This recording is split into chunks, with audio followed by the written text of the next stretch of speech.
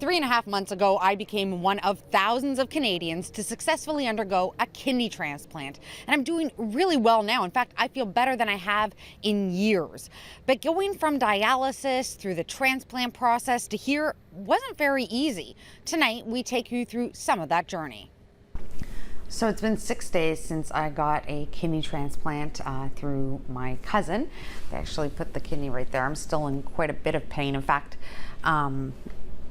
the first 3 days after my kidney transplant, I gained about 25 pounds in just water weight. My legs had ballooned up so much that I couldn't cross them. I was in excruciating pain. The kidney started to work immediately, even on the operating table. This is a big deal, isn't it?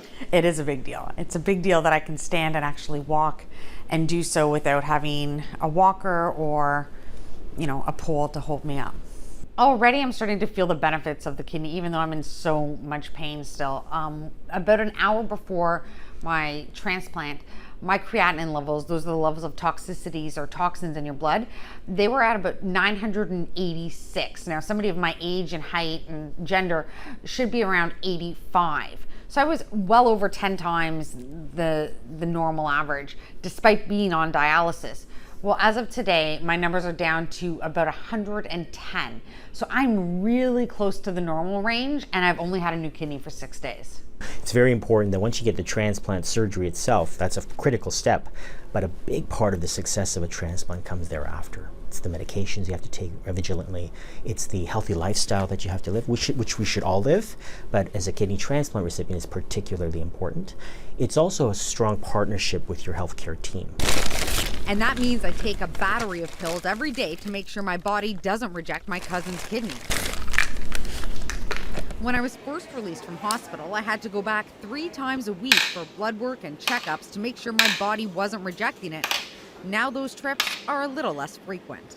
About 5 to 10% of the time over the first year, the immune system can react against the kidney and cause the kidney to become inflamed and as a result not work properly.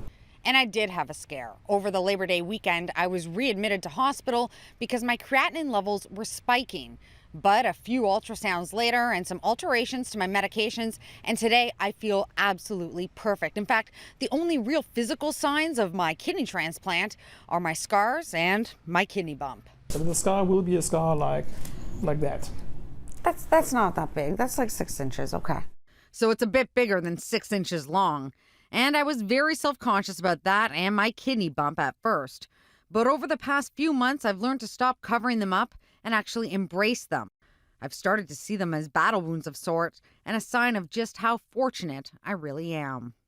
I am so thankful because I know how many people wait years and years and years and years to get a kidney. And here I had a cousin that was willing to go through the process to sacrifice part of her own quality of life and to do it in short order just to give me a quality of life. So I am eternally grateful to her for that.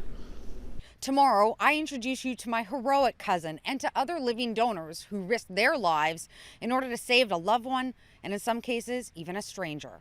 Howorun, City News.